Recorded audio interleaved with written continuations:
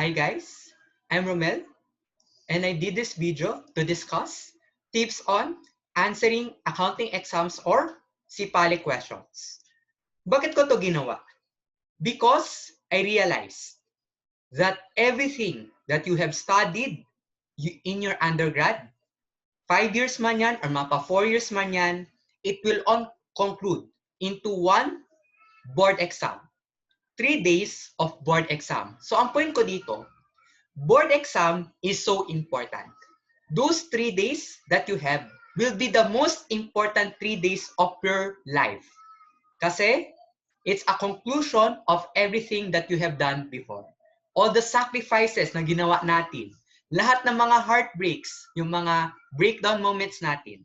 So, ang point ko dito, SIPALE is very important. And I hope that everything that you have learned from this video, I hope na during undergrad pa lang, ma-develop nyo na to. Because I promise you, these are very important tips that will really help you in the future. Okay, let's now go next. Kasi ganito, during accounting exam, these are the 3 basic questions that we have. Number 1 is, do you have the motivation? Kasi kung wala kang motivation, or if you're not in the mood, or meron kang ibang iniisip, it will be hard for you to answer the board exam. So that's the first question. Kasi kung wala kang motivation, regardless of what you do, medyo mahihirapan ka ng konti. Number 2, have you studied the topics very well? Ang assumption ko dito, lahat naman tayo nag-study. At some point, lahat tayo nag-effort. But the most important question is, are you prepared to answer the exam? The question is, are you prepared? Handa ka na ba? Because an exam is also like a battle. So, di ba, pag may war, kailangan prepared ka. Bakit? Why is it so? Kasi ganito. We often hear this, siguro ako, dati ganito ako. Or for some students, naranasan nyo na to. Sir, nag-study naman ako. Bakit ako bumagsak? Okay? Di ba sayang? Sayang yung sleepless nights. Sayang yung hours na ginugol mo to study. But at the end of the day, babagsak ka pa rin sa exam. And I know that it is very frustrating. So what? Answering the exam is about execution. At the end of the day, it will always boil down on how do you execute. Kasi, di ba, ayaw natin or I do not want na masayang yung efforts nyo. Kasi I believe na lahat tayo nag-effort. But unfortunately for some, hindi nga lang siya nagtatranslate sa exam scores. So, ang point ko, execution is important. Okay. How do we execute well? Ano yung mga tips na sasabihin ko? Ito. Let's first start with SIPALE exam. Number 1, multiple choice ang SIPALE. So that's first. Number 2, you have 70 questions for 3 hours. That's an average of 2 minutes and 20 seconds per question. Ang point ko dito, you must have a picture of how do you answer the questions. So if you have 2 minutes and 20 seconds per question, what do you do with that? So we will discuss that later, or yun na, I will give insights about that. And then, it's always a mix of theory and problems. Pero clarification, it's not clear. Ano yung distribution ng theory sa problem? It's a case-to-case basis. It changes. Mapa May, October, it will change. It's a case-to-case basis. May mga times na sinasabi, mas marami yung theory sa problem. May mga times naman baliktad. So it's a mix of theory and problems. Hindi tayo sure kung ano yung distribution. And then, number 4, do not expect that problems are presented in good form. Ito, during undergrad kasi, nasasanay tayo na lahat ng mga questions in good form. Naka-table, maganda yung font, etc. However, do not expect that on a board exam. So anong point ko? Expect questions or problem-solving questions na in paragraph form. Okay? Paragraph form. So yun lang. I hope that you become more open to the fact na si BOA, they will not give everything easy. Okay? So dapat mag-effort din tayo ng konti. So okay? Do not expect that the problems are presented in good form. Okay? Huwag tayo mag-expect na naka-table. Paminsan, paragraph yung problem solving. So be prepared. Let's now go to my mnemonics. Alalahanin nyo lang to. CPA-I. CPA-I. These are the habits or the values or ito yung mga kailangan nyong ma-achieve during your undergrad. Number 1, you need to be careful. You need to be persistent. You need to be aware. And finally, instinctive. CPA-I. So let's start first with careful. Ito, dapat, if you have an exam, be careful. What are the common mistakes sa exams? Ito, number 1, not following instructions. Not following instructions.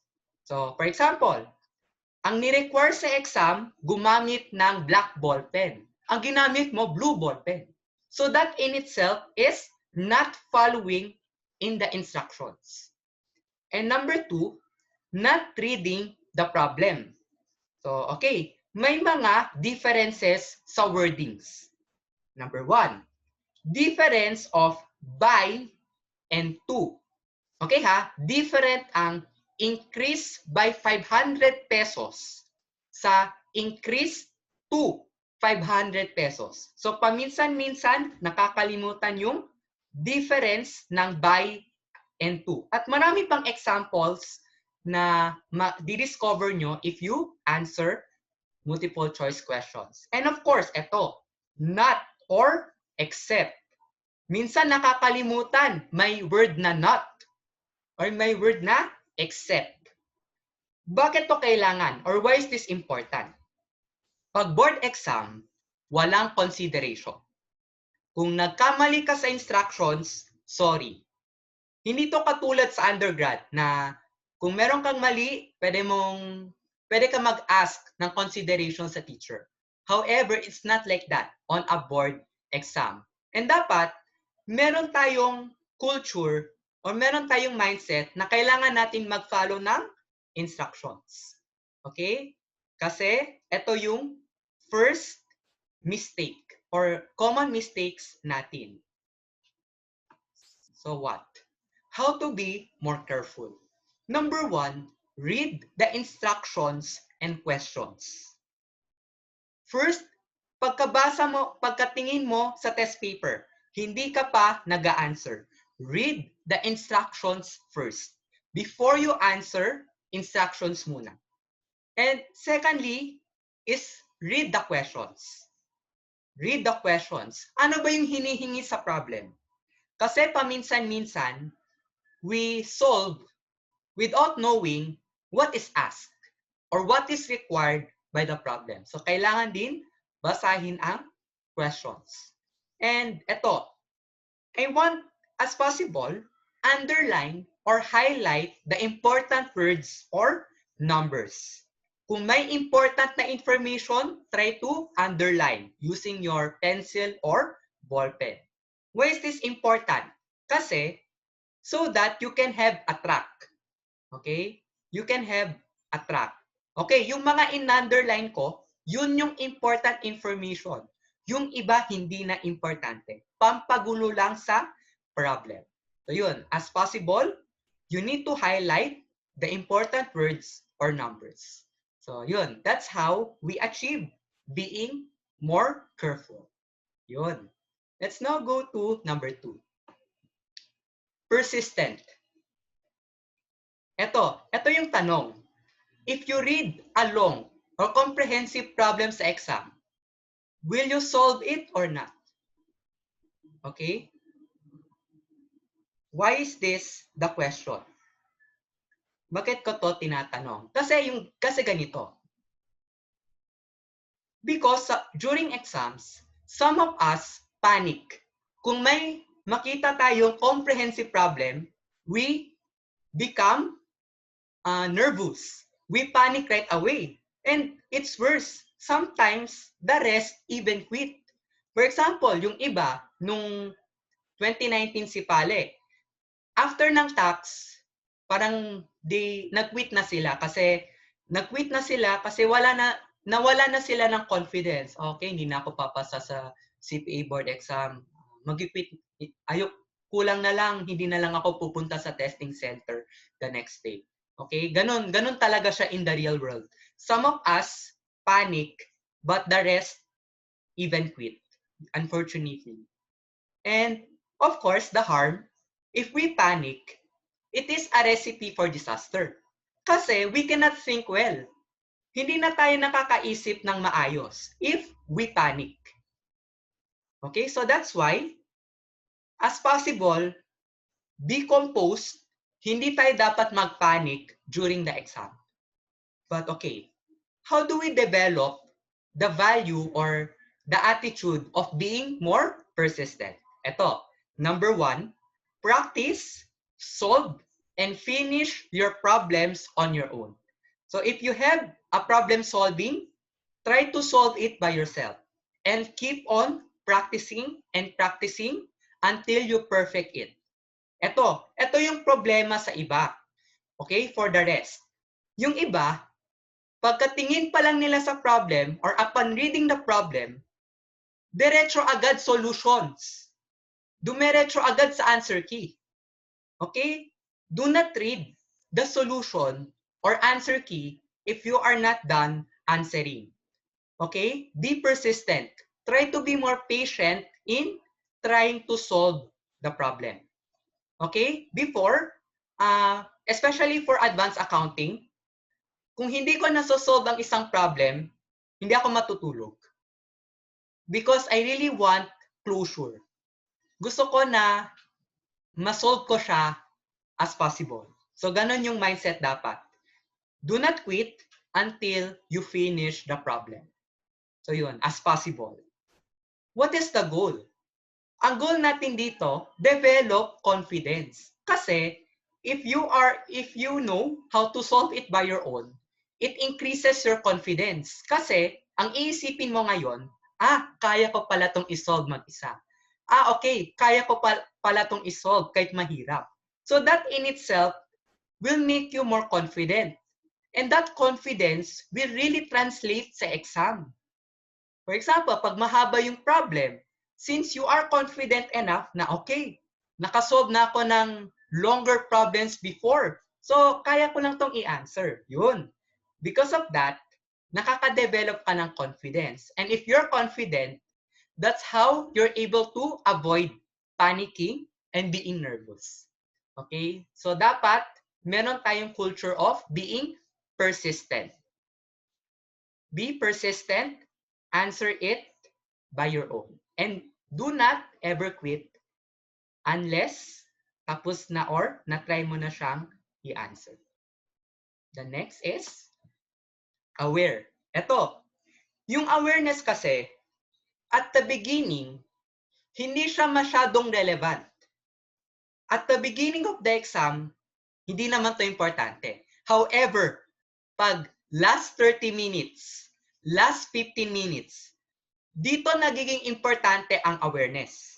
Because some people do not know how to manage their time. They are not aware if they are spending so much time during an exam. Yung iba, nakakalimutan, nakatulog na pala ng 45 minutes. Or yung iba, nakalimutan nila na wala pala silang ginagawa for 5 minutes. Wala lang, tinitingnan lang nila ang problem. Hindi na sila nag-solve. Tiningnan lang. Okay? So yun, some people do not know how to manage their time. And why is this important? Okay, bakit important ang time management? Kasi time, para siyang traitor. Traitor ang time. Pag 30 minutes na or 15 minutes na, dun siya magkaka-effect. Okay? Di ba lahat tayo na-experience na kalahati pa lang tayo ng problem, 15 minutes left na lang. Okay? So, ang point ko, mas maganda sana kung na-manage na natin ang time, pagkasimula pa lang, na-manage na natin siya. So that, hindi tayo magkakaroon ng dilemma or hindi tayo magpapanik in case na 15 minutes left na lang. So yun, be aware. The question is, how do we develop awareness? Okay, eto.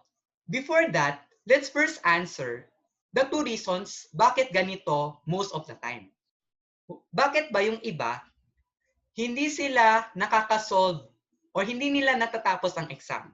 There are two possible reasons. Number one is they are not efficient solving the problems.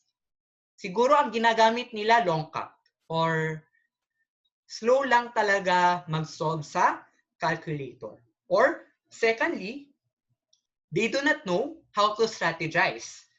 Siguro for the rest, they forget na meron ding theory questions. And the theory questions can easily be solved. Yun. These are the two possible reasons. They're not efficient on solving the problems or they do not know how to strategize. So, ano yung gagawin natin? How to be more aware. Number one, time yourself. During exam, as possible, bring watch. Bring a watch or a clock. Okay lang yan kasi some of the schools during 2019 Sipale, considerate naman sila. It's okay for you to bring a watch as long as, syempre, hindi siya smartwatch. So, as long as ordinary watch lang siya, they will consider it. Do not worry. So yun, time yourself. Kasi, para ma-assess mo, saan ka na ba sa exam? And whether or not you are on time, are you ahead, behind, or on time? So yun, kailangan mo magdala ng watch. So number two, practice. Practice solving the problems or practice reading long theory questions because practice makes you more efficient and faster. Kung mas mabilis ka mag-solve or kung mabilis ka na mag-solve, you will not encounter these problems sa board exam. Or kahit accounting quiz, hindi ka magkakaproblema sa time kasi mabilis ka mag-solve. And finally, strategy. Okay, ganito. Ito yung common na sinasabi. Do not focus on the difficult questions first. Why? Kasi if you focus first in difficult questions, number one, it will reduce your confidence. Okay? Nakakababa yan ng confidence paminsan. So it will be better if you read theory questions first. Kasi yung theory questions, in 1 minute, kaya mo na siyang ma-solve. Or may mga ibang theory questions na super madali. So, yun. At least, meron ka nang nasagutan. Okay? Why is strategy important? Importante ito kasi ganito.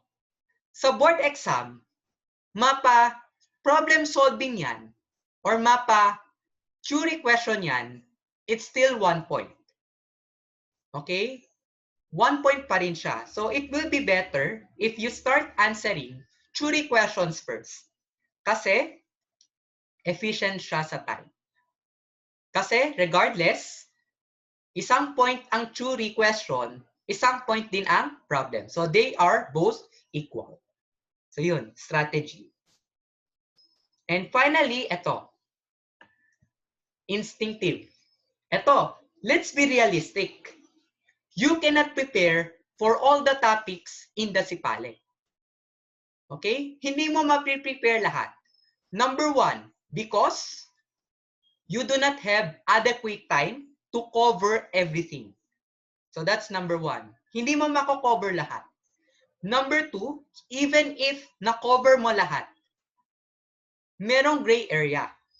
Ang SIPALE kasi or ang BOA, they give out questions or some questions that are not related to any of the syllabus. Wala siya sa syllabus. So ang point ko, you cannot really prepare.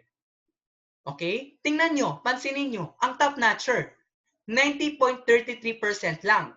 What does it mean? Even if, di ba yung mga top-notcher, ang dami ng test banks na alam yan. Ang dami na nilang na-solve na problems. Or ang dami na nilang experience. Or they keep on studying every day. Yet, ang top-notcher, 90.33% lang. Di ba? So what is the conclusion? It is impossible to perfect SIPALE. It's impossible for us to perfect it. And what does it mean? Kailangan mong mag-guess. At some point in the board exam, you need to guess. Kasi it's impossible for you to know every question. At some point, kailangan mong humula. But, okay, the question is, how do we guess? How do we guess? It must be a smart guess. It must be hula na may basis. Hula na may basis. So meron siyang basis. Bakit yun yung sagot? Bakit? Kasi yung iba ganito. Kung ano yung first letter na lalabas sa utak nila or first letter na maiisip nila, yun na yung isa-shade agad-agad. As possible, I discourage that or we discourage that. As possible, make smart guesses. Hula na may basis. Okay, question. How do we build the instinct? Because instinct can also be built. Instinct can be built. How? Ito. Number 1, be familiar on how to work back. This is the advantage of a multiple choice exam. Yung mga multiple choice, given yan. Okay? Yung mga multiple choice or yung mga answers sa multiple choice, it can be an information that you can use. So, pwede din na mag-start ka muna sa sagot, i-double check mo kung mahanap mo yung given. Kasi, kung mahanap mo yung given sa answer, then malaki yung probability na correct yun. Okay? So, number 1, be familiar on how to work back. So, try to work back problems. Kasi, if you know how to work back, it will improve your instinct. And then, number 2, use algebra. Okay, paminsan, ginagawa natin to. Let x be blah, blah, blah. Let y be blah, blah, blah. So, meron tayong x na hinahanap. Di ba? Hindi lang sa real life, tayo naghahanap ng x. Or hinahanap yung x. Pati sa board exam. Minsan, nag-assign din tayo ng x. Why is this important? Kasi, believe it or not, some of the board exam questions are algebra intensive. Example, partnership. Di ba yung nako-compute ka ng bonus? Di ba you assign x and y? So yun, if you know how to assign x and y, or alam mo paano mag-trial and error, it will improve your instinct. So, okay? Ang second tip ko, you trial and error using algebra. Kasi paminsan-minsan, kailangan siya. Now go to the third. Ito, use common sense. Use common sense. Paminsan-minsan, common sense lang ang kailangan. Okay, ito. What if ang question, 8 times 400? Ano yung sagot? Okay, ito. Number 1. Given this question, sure na tayo, hindi kasama yung letter C. Or impossible na letter C ang sagot. Bakit? Number 1. Walang decimals dito. Okay? Whole numbers to lahat. How is it possible na yung answer may decimal? Okay? So that, yun, number 1. Walang decimal whole numbers lahat, hindi, huwag kang mag-expect na may decimal. It will not make sense. Okay? Yun. So, ito mali. Kasi, bakit pa may decimal? Eh, wala naman sa multiplication. Okay, number 2. Mansinin nyo. Ang taas naman ng 99,890. I-compare mo siya sa A at B. Di ba parang outlier or parang butal ang letter C? Kasi ang laki-laki niya. Okay, yun. So that's number 1. Natanggal na natin si letter C. And then secondly, di ba dati, nagmo-multiplication table tayo nung bata tayo? Di ba 8 times 4? Di ba 32? Tapos, may dalawang 0. O, yun. 3,200. Ang point ko, kahit yung mga basic multiplication table, makakatulong yan sa atin. It will help us guess. So, yun. Use common sense. Kasi, paminsan, ito yung nakakalimutan natin. Using common sense. So, yun. And then, how about Churi, sir? Okay, pag Churi, meron ding way. Ito, read more and more Churi questions. If you answer more and more Churi questions, makakahanap ka ng pattern. Makakahanap ka ng pattern if you read more and more Churi questions. Marirealize mo na lahat may pattern. Example, auditing. Auditing Churi. Kung if you finished a book, let's say Salog Sagkol or Roque, di ba? If na-answer mo lahat, makakahanap ka ng patterns. Okay. Basta, accounts payable completeness. Yun, mga ganong examples. Okay? So yun, makakahanap ka ng pattern if you read more and more Churi questions. And if ever, sa board exam, hindi mo alam, pwede mong i-base sa pattern. Based sa mga na-answer mo dati, ano yung pattern? Baka yun yung sagot. So, yun. Okay. Mas maganda kung makahanap tayo ng pattern sa mga Churi questions. And then, finally, is to improve your vocabulary. Kasi paminsan-minsan, ang Churi questions, they give complicated words or they give very unfamiliar words. So what's the point? If you improve your vocabulary, it will be easier for you to understand the Churi questions. Ito, example, resigned. Ano yung resigned? Di ba sa Oblicon, what is resigned? Yun, mga ganun. So dapat, pag may nakakita ka ng foreign word sa multiple choice, try mong hanapin online. Ano ba yung ibig sabihin? Because, that's the, okay, ito yung medyo mahirap pag Churi. What if ang ginagamit, unfamiliar words? So yun, the tip here is to improve your vocabulary so that you can better understand the choices or the question. Okay, so again, CPAI. So C is careful, persistent, aware, and instinctive. So I hope that you learned something for today, and I hope na lahat ng mga na-discuss ko or the insights that I gave you, I hope that you can apply it in your real life. Mapa undergrad man yan or CPA board exam. So thank you for watching.